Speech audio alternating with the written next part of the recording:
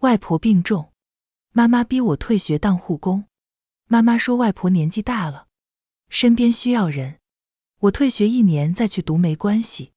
舅舅说表弟要去国外念书，他现在抽不出时间来管外婆。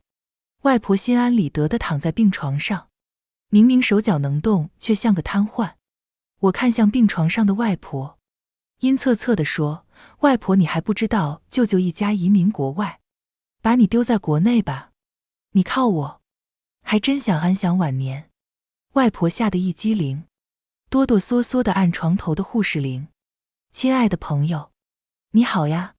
此刻的你，是刚结束了一天忙碌的工作，正窝在沙发里放松，还是在某个安静的角落，想暂时逃离外界的喧嚣呢？无论你身处何方，此刻请试着放慢呼吸，欢迎来到心灵小书馆。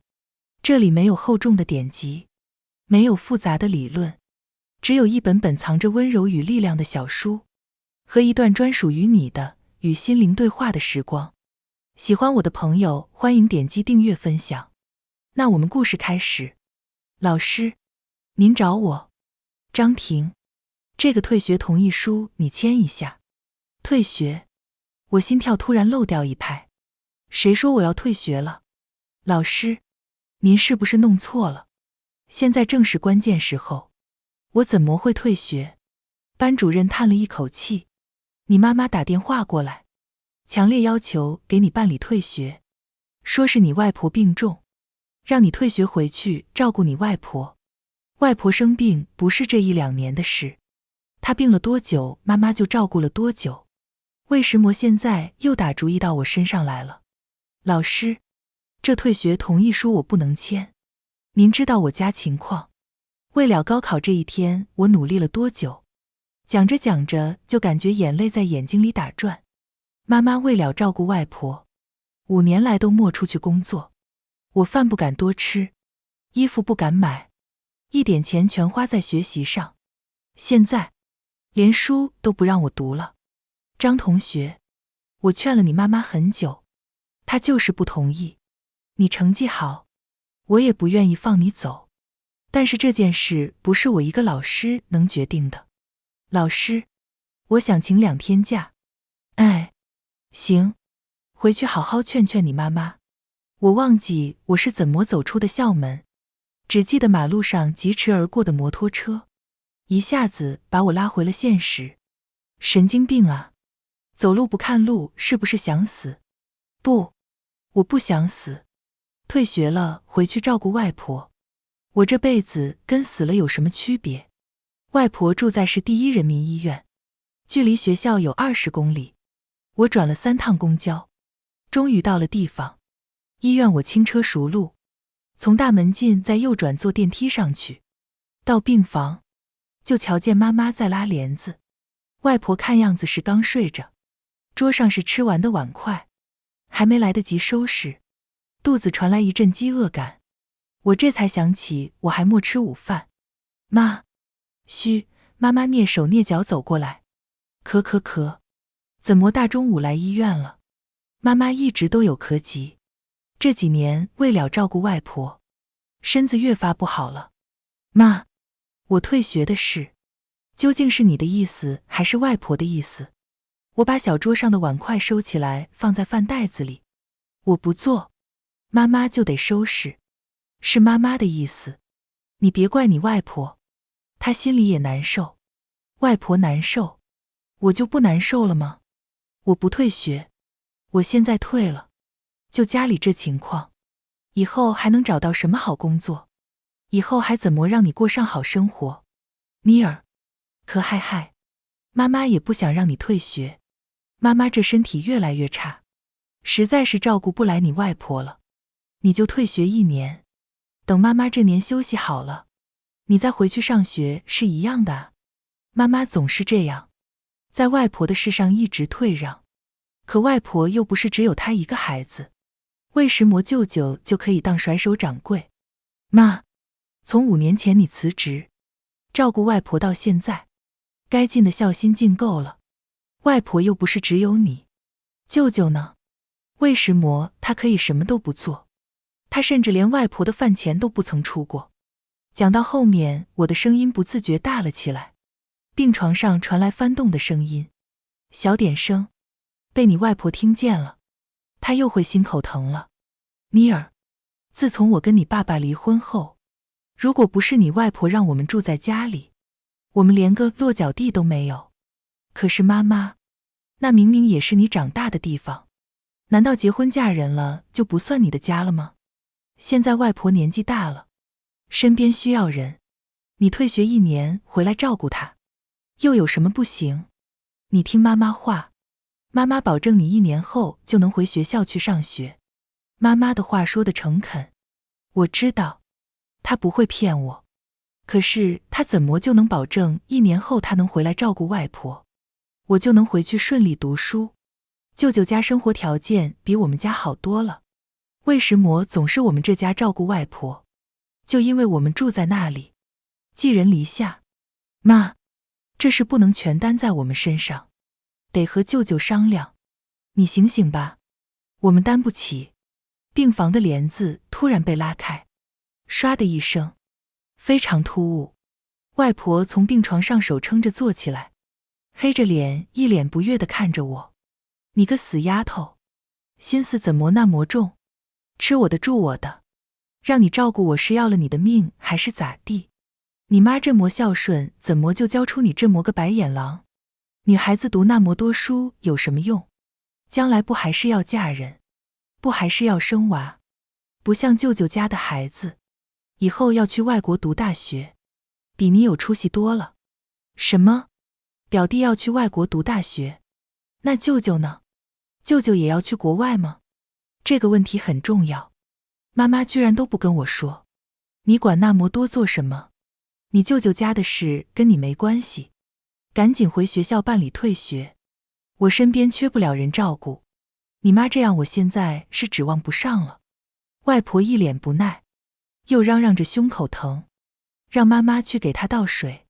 小蹄子，早晚有一天被你气死。妈，舅舅一家是不是要去国外？你说啊，妮儿，我先给你外婆倒水，你快去叫医生，快去。外婆一看就是装的，她只是不想我继续问下去，偏偏妈妈关心则乱，根本就没看出来。我急急忙忙走出病房，现在这个情况对我很不利，我得把舅舅一家喊来医院。护士阿姨，我能借用下你们的座机给家人打个电话吗？在那，电话号码前加个0。谢谢护士阿姨。我按下舅舅的电话号码，嘟2声后电话被接起。舅舅不好了，外婆感觉不太好，你快来医院吧。什么？医生怎么说？没救了吗？我哭着说，现在乱成一团，我也不知道还有救没救。好好好，张婷你别急，舅舅马上来医院。电话挂断，刚刚还慌乱无章的我神情收敛，平静无比。不到半小时，舅舅就从市区赶了过来，身上还带着热气，一看就是非常匆忙。不仅是舅舅，就连我那许久没见过的表弟都来了。舅舅见到外婆还好端端躺在病床上，眼神中闪过一丝错愕，手上拿着的白色档不自然地往包里放。我隔得近，看到上面写着遗属2个字。呵，这是怕外婆没了，赶着来分遗产了。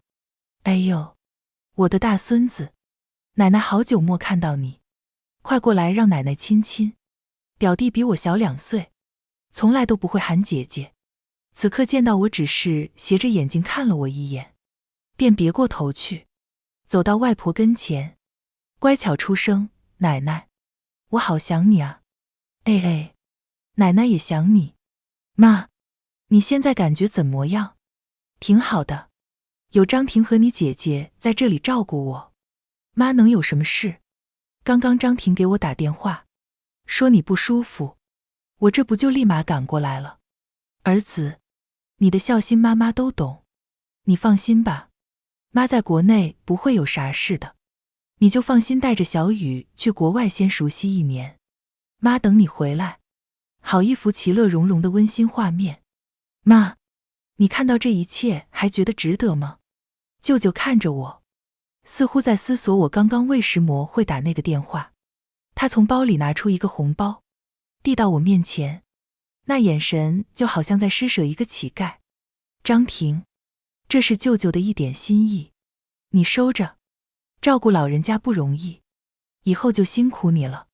很薄的一个红包，看着厚度不会超过1000块，1000块就想让我退学。你们在国外逍遥自在，我和妈妈在医院守着，真是一笔好买卖。我还没伸出手，外婆就一把抢过红包，塞到表弟手里。给什么红包？照顾我本来就是他们娘俩应该尽的责任，我的乖孙儿拿着，以后在国外要记得常给奶奶打电话，知道吗？舅舅一脸无奈的表情。妈，小雨她不缺钱，姐姐没收入，又得照顾你，我这钱应该给张婷的。装，再使劲装。舅舅，表弟去国外读大学，你和舅妈也会去吗？舅舅脸上闪过一丝不自然。你弟弟还没成年，一个人在国外我们会担心，就想着先陪你弟弟过去，如果他适应了，再回来也不迟。你是说，你们还会再回来？我的语气并不算友好，甚至可以说带着一丝怒气。妈妈在后头悄悄扯着我的袖子，给我使眼色。这以后的事，以后再说吧。现在舅舅也说不准什么时候回来。妈这边你们俩先照看着，有什么事联系我就行。如果你们不回来，那外婆这边就我妈妈一个人，怕是照顾不过来的。舅妈嗑着瓜子的嘴突然停了，冲到我眼前，一张一合，怎么会？你不是退学吗？你这年轻身强力壮的，让你妈妈多歇歇，你来照顾你外婆。这学我不会退，法律规定子女养老，又没规定隔代养老。我这话一出来，舅舅不装了，外婆骂得更凶了，表弟一脸错愕。在这个家里，我从没有这么大声说过话。妈妈说，我们住在外婆家，要孝顺外婆，没有外婆，我连书都没得读。我听妈妈的，在家就像个壁虎一样，总是贴着墙根走，说话细声细语，生怕让外婆不高兴。外婆生气，妈妈就不开心。我不想让妈妈难过。妈妈照顾外婆没有收入，我就自己想办法赚生活费。好你个贱蹄子，你妈和你吃我的住我的，现在让你照顾我，你就这副嘴脸。小兰，这就是你生的好女儿。姐姐，你好好劝劝张婷吧，做人这磨没良心，这以后谁还敢认她？他们知道我心疼妈妈，就知道拿妈妈在这里说我。可是这次是不能退让，没法让。妈妈照顾外婆还不够尽心吗？看病买药都是妈妈的事，擦身子倒屎尿，每天晚上疼还要给外婆按摩。舅舅，你做过什么？你有你这么跟长辈说话的吗？只是让你退学1年，又不是以后不能读书了。现在是特殊情况，一家人还分什么你我？舅舅这个人，不逼到狠处，他根本不会把那张虚伪的脸撕下来。妮儿，别说了，不要吵了。你舅舅说的对，都是一家人，还分什么你做的多我做的少？你听妈妈的话，去学校办理退学，这事就都解决了。妈妈总是退让退让，她那副害怕的样子，以前我是心疼，现在我看着恨铁不成钢。总之，我不会退学。丢下这句话，我就跑出了病房。妈妈在后面一直喊我，我都没停下。外婆家我是不会再住下去了，住下去只是给她一个说头，逼着我退学照顾她。说是再住了5年，不过是住在楼梯下的杂物间。外婆说离了婚的女人风水不好，只有住在这才不会影响她的命数。房间不过10平米，又没有窗户，夏天热，冬天冷。妈妈说这条件不错了。她小时候住在厨房，缺爱的孩子总是最孝顺，想用自己的孝顺去换取那点微薄的爱。我快速地收着东西，心里只有一个念头：离开这里，离开这里，我就能重新开始。妈妈一把打下我的手：尼尔，你这是在干什么？妈，医院那种情况你还没看明白吗？舅舅以后不会回国了，他们一家在国外舒舒服服，把外婆丢给我们照顾。如果我们有钱那倒另说，现在我们什么都没有，他们这么做是在逼死我们。尼尔，你怎么这么想？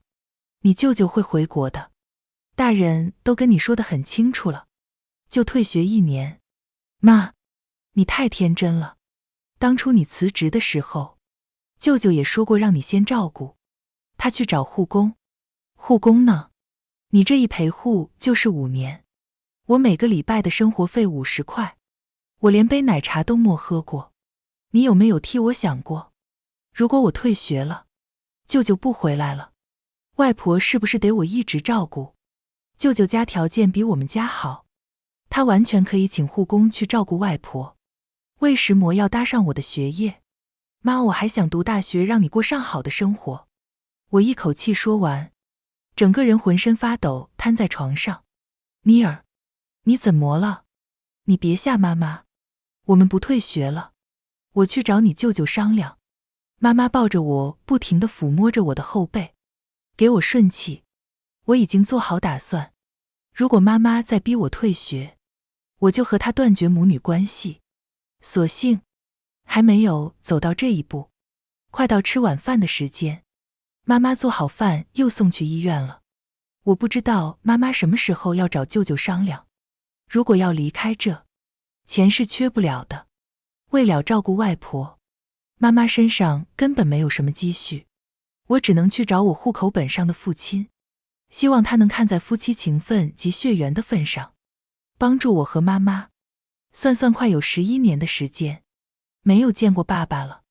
原来我长大的那套房子里，来了个新女人当他的老婆，还生了一个男孩。我按照记忆中的路线，找到了这里，敲响门。一个穿着黑色蕾丝的女人打开了房门。姑娘，你找谁啊？我找张薇，我是她女儿张婷。女人一愣，你都这么大了啊？随即转头往房间方向一喊，张薇，你女儿找你。穿着牛仔衣的男人从房间里走出来，和记忆中举高高的爸爸重叠。我想喊一声爸爸，看见客厅里正在玩的小男孩，嘴里像有鱼刺一样，刺得生疼，喊不出口。张婷，我是。你找我什么事？男人的话并不多，我庆幸自己没有喊出那声爸爸。你能给我5000块钱吗？我读大学以后还你。遇着什么事了？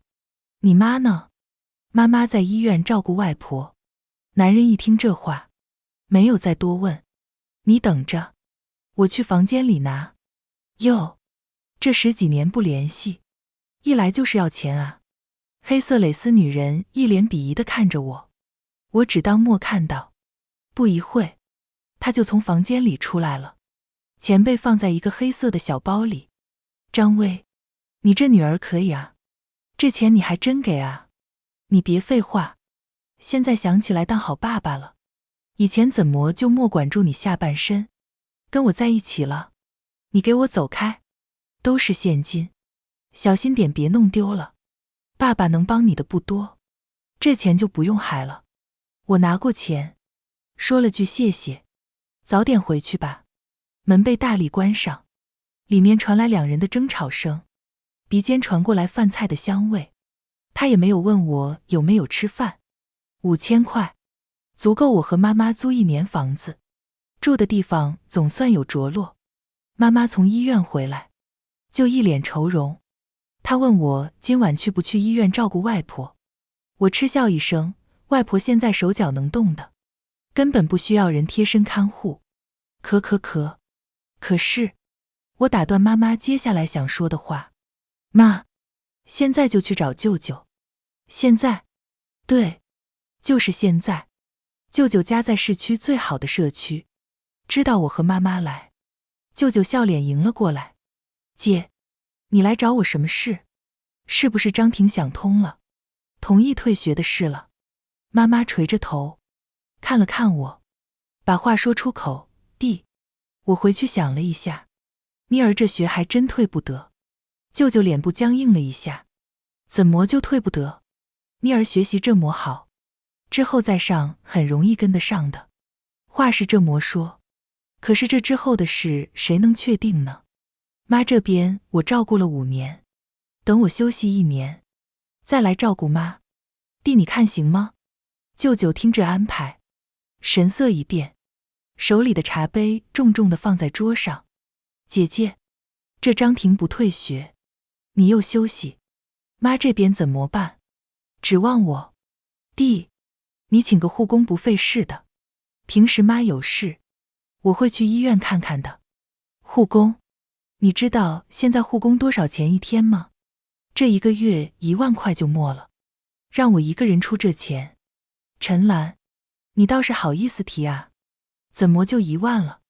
医院里我了解过行情，像妈这样手脚能动的，只需要3000啊。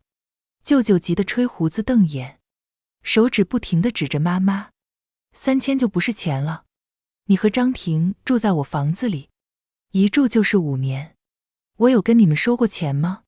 现在张婷去读大学了，你就觉得有依靠了，过河拆桥了。妈妈不敢置信地看着舅舅，我坐在旁边默说话。很多事得妈妈经历了才知道，她所谓的亲情只不过是利益。陈兰，我没想到你是这种人。我告诉你，妈那边你就算是给我咳出血了，都得给我去照顾着，不然我就把你和张婷赶出那套房子。你，陈峰，我们是亲姐弟啊，你怎么能这么对我？我怎么对你了？这一切都是你活该，谁让你非得离婚啊？我们都劝你别离婚，待在张威身边不好吗？还带个拖油瓶。那房子，从法律上来说，我妈妈也有份，怎么就成了你的房子？张婷，你给我住嘴！好好的家都给你毁了，你是不是因为下午的红包没拿到，才让你妈来这说这番话的？谁要你的红包？我要的是上大学。呵，国内这么卷，你能读出什么名堂？不像我儿子。陈兰，妈这边你看着办，我不会管。妈才舍不得让我出看护的钱，最终这活还是落在你头上。和舅舅谈成这样，是我意料之中。刚刚趁着妈妈和舅舅吵架那段空隙，我观察了一下舅舅家，有些能挪动的电器家具都没了，就剩下电视机、空调。舅舅这摆明是要卖房子，以后不打算回来了。这事外婆是不是不知道啊？我想着，心里已经有了一个计划。妮儿，没想到你舅舅这么狠心，你外婆那边我再想办法，你还是去上学。妈，房子没事，我今天下午去找张威要了钱，就算舅舅把我们赶出去，我们也有地方住的。妈妈愣了一下，半晌才回头，他给你钱了？我点点头，给了，以后上大学我会做兼职还给他的。妈妈叹了一口气，还真是大了，有主见了。妈，你歇会吧，我去网吧查个资料。嗨嗨，早点回来。我来到家附近的网吧，5块钱开了1小时，浏览房产交易网，输入舅舅房子的地址，果然让我查到了舅舅房子的售出资讯，100万，低于市场价，看来是急着出手。舅妈是个爱炫耀的人，我同城搜索，找到了舅妈的个人账号，上面明晃晃地炫耀着看我们国外的房子，漂亮吧？连国外的房子都买好了，还说不是移民，先忽悠我退学，等人到国外了就装死。舅舅这演技配得奥斯卡，我让你们装，我把这一切都捅出来。妈妈一大早就炖好了汤，我精神抖擞地接过妈妈的饭袋。妈，我的假还有1天，今天我去医院照顾外婆，你在家歇着。没见到妈妈，见到我。外婆的鼻孔哼的一声，软骨头。外婆，汤有点凉，我去热一下。我乖巧地笑着。微波炉开够10分钟，够烫了吧？让外婆喝完暖暖的。汤热好了，外婆手都不想动，想要我喂。行，包您满意。我一口汤喂过去，烫得外婆大叫。啊，你个贱蹄子，是想烫死我吗？外婆，你没事吧？那个微波炉太复杂了，我不会用。我倒口水给你喝。我借着倒水的功夫，假装绊倒，100度的开水就这样准确无误地泼在了外婆的嘴上。啊，你个贱人！开水往我身上泼。外婆，对不起，我手脚太笨了，平时只知道学习，这点小事都做不好。你给我边上待着，等我需要我再叫你。我眨巴着湿漉漉的眼睛看着外婆。好的，外婆，你有事一定要喊我，我就在这边上看书。我打开英语课本，开始摇头晃脑的默读。外婆刷短视频都不得静心。张婷，你给我出去，有多远滚多远。把书收起，准备出去，就看到舅舅一家来了。就是这个时机，舅舅瞅都莫瞅我一眼，堆满笑容，一上前就握住外婆的手。妈，今天感觉怎么样？哎呦，妈见到你们，这啥毛病都没了。妈，小雨下个月就要去外国，这你是知道的。现在学校突然说房产证明，1套还不够，得要2套。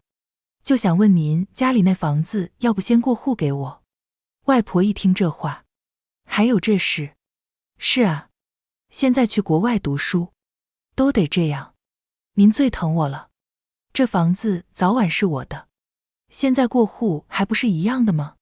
小雨读书的事确实是耽误不的，这房子能过户，只是你姐和张婷还得住那里，他们得照顾我，这没住的地方是不行。羡慕地答道。舅舅喜笑颜开，就从公事包里掏出笔，让外婆签字。我看向病床上的外婆，笑呵呵地说着，外婆你还不知道舅舅一家移民国外，把你丢在国内吧，你靠我，还真想安享晚年。外婆签字的笔墨地停下，她向上看舅舅，露出下3眼。风儿，你们一家要移民定居国外？舅舅一拍大腿，妈，您老人家还在这，我们怎么会定居国外？这不是小雨去外国第1年不熟悉，我们先过去1年，等他安顿好了就回来的。之前都和你说了。再说，国内我还有2套房子，难道我房子都不要了？您想想就知道这张婷是在乱说。啊，是这么回事。你个小贱种，在这挑拨我和你舅舅的关系。我告诉你，再怎么挑拨，你妈都不会丢下我不管。你也别想跑。我双手抱环。外婆，我妈的身体你是知道的，她在这么照顾你，说不定会走在你前头。我妈好像生来就不会照顾人，保不齐大半夜不小心把开水给倒床上了。一讲起开水，外婆心有余悸地往后一躲，这字都不知道该怎么签下去了。要是签了，拿捏陈兰和张婷的法子又少了。妈，你倒是签字啊，这小雨的未来就靠你了。表弟可怜巴巴地看着外婆。行，我签。我把昨天在网吧查到的资料直接丢在房产过户书上。舅舅，你的房子在出售，国外也买了新房，这就是你说的只在国外待1年。外婆这字一签，你人一跑，到时候谁还能找得到你？是我，还是我年迈的外婆啊？这是真的。风儿，你和小雨真的要定居在国外，再也不回来，不管我老太婆了。外婆拿着资料手不停地抖，舅舅看着外国新房的照片，辩解的话再也说出口。他恼羞成怒，张婷，你可真没良心，舅舅这5年来亏待过你和陈兰吗？你要这么算计我？难怪你那爹宁愿跟小三在一起，都不愿要你们2个，养了有什么用？将来不还是躺在男人床上，生个外姓仔？妈，我们这到国外人生地不熟的，肯定是要有个住的地方啊。这房子出售完全是现在房地产不景气，我们以后在国外安顿好，肯定把你接过去的。外婆，你可想清楚了，舅舅这番话有几分是真的。如果他真想以后再接你过去，怎么会现在就急着让你过户？你信不信今天你这字一签，明天这套房子就会出现在房产交易网上？外婆终究是松动了，小心翼翼地说，风啊，这套房子还是先放在妈这，等以后你们回国了，妈再过户给你，你看行不行？你个贱人，我撕烂你的嘴！舅舅长得5大3粗的就要冲过来打我，妈妈这时却挡在我身前。陈峰，我看你敢不敢打？妈，不怕，他打我就报警，告他个故意伤人罪，我看他怎么出国。2个贱人，反了你！妈病了5年，这5年是我贴身照顾，我为了你们，牺牲了我自己的时间。妮儿在学校吃不饱穿不暖，但是我想着为人子女的，妈说什么我怎么能不听？可是你们，一个个都只想着自己，我怎么会同意让妮儿退学来照顾妈？我真是糊涂啊！妮儿，你别怪妈妈，妈妈就是太渴望亲情了，才不退让，以后不会了。妈，照顾您这事，就让弟弟来吧，我现在没这本事。可嗨，房子您给弟弟，我本来就没打算要这房子，可是妮儿不能被你耽误，我要去找工作，给妮儿赚大学学费、生活费。原本最是孝顺的女儿突然说不管她了，儿子要定居国外。外婆急了，开始大哭，你们不能不管我啊，我是你们亲娘啊。陈兰，你离婚后这房子你是不是住了5年？你以后要是不打算照顾我了，你得把这5年的房租结清。妈，我照顾了您5年，还不能抵上这房租，还有平时的日用品，吃饭，这都是从我存款里出的。弟弟他什么都没做，他以后还有房子，我什么都没有，您还要给我算房租？可嗨，你照顾我本来就是应该的，谁让我生了你？你是我女儿，这房租你要是不给，我就去法院告你。我没钱给，我没法给。不行，你要给。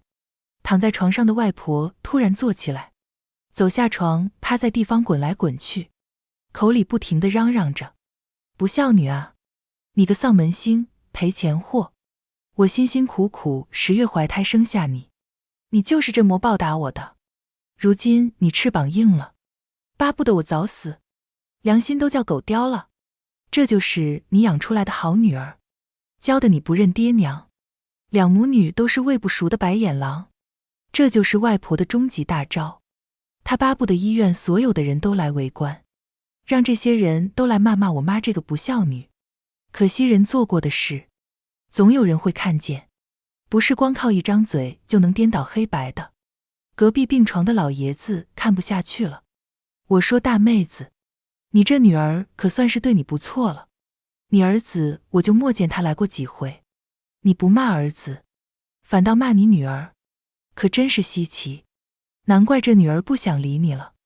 周围围观的人不停地应和，是啊，这兰姐我是知道的，大晚上还给他妈按摩，他妈让他干啥他就干啥，是最尽心了。大冬天他妈让他手洗衣服，说医院的洗衣机脏，他都洗，那手上都是冻疮，可不是吗？这儿子干啥了？啥都不干，现在要去国外了，就赶着来过户了。真是一个狼心狗肺的东西。是啊，还要让大侄女退学来照顾他妈。这一家人除了这兰姐，可都不是啥好东西。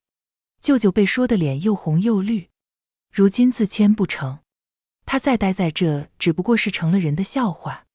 好事的人都在用手机拍了，他挡住脸，别拍，别拍了，不然我告你侵犯我肖像权。走，回家。舅舅牵着小雨就想走，外婆哪能放过他，抱着舅舅的大腿不放。风儿，你不能不管娘啊，这国外去不得，国内大学也可以读啊。小雨，你舍得奶奶吗？表弟嘴一翘，奶奶，去国外读大学不用高考，我就要去，我就要去。妈，你放开我，我要回去。我不放，如今陈兰不管我了，你得给我请护工，不然我不让你走。两个恶人狗咬狗，场面真是壮观。我和妈妈终于从这里面脱身出来了。妈妈，我们回家吧。家？我们哪还有家？妈妈掩面哭泣。妈，你别忘了，你还有我。只要我以后努力工作，我们能过得比现在好的。妈妈，你相信我。好妮儿，妈妈对不起你，你原谅妈妈好吗？不怪你，是外婆和舅舅不当人，你只是被他们骗了。现在总算能认清他们的真面目，以后的每一天都为自己活。我和妈妈搬出了外婆那套房子，在一个筒子楼租了一个一室一厅的老房子，房租不贵，1个月500，身上的钱足够我们住1年。舅舅后面还打过电话给妈妈，说是每个月给妈妈1000块钱当护工费，让妈妈去医院照顾外婆。妈妈没有答应，开什么玩笑，1000块，连饭钱都不够，还谈什么护工费？舅舅真是好计算，吵成这样都阻止不了他占妈妈便宜。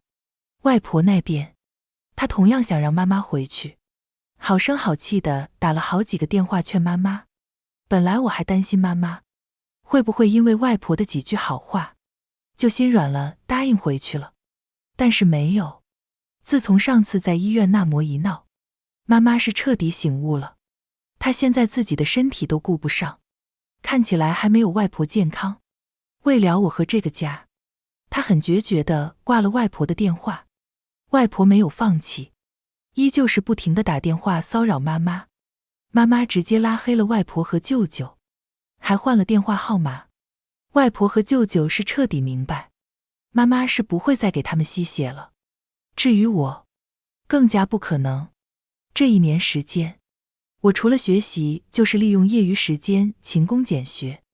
妈妈莫找到正经工作，就支了一个煎饼果子的小摊子。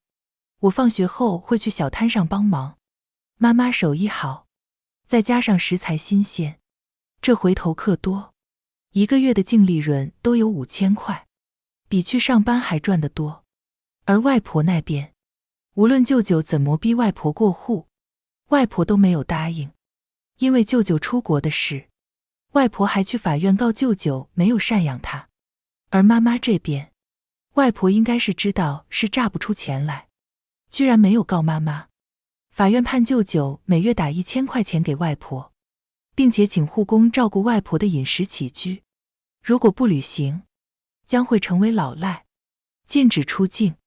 舅舅没有其他办法，在市场上找了最便宜的那种护工，照顾外婆。外婆的养老问题，终究是告一段落。1年的时间很快就到了，我顺利参加高考，没有其他加分项，纯靠高考裸分成绩，考取了本省的重点一本。我拿着录取通知书，喜极而泣。这1年过得太不容易了，是这未来的希望一步步支撑住我。学校念及我家庭困难，给了我助学金的绿色通道。大学4年，不用出1分学费。9月，我开启了我美好的大学生活。今天的心灵小书馆到这里就要和大家说再见了。记得把这份温暖也分享给身边需要的人。喜欢我的朋友，欢迎点击订阅分享，让更多人能在文字里找到慰藉。下一期心灵小书馆，我们会带着新的温暖文字与你相遇，不见不散呀，亲爱的朋友。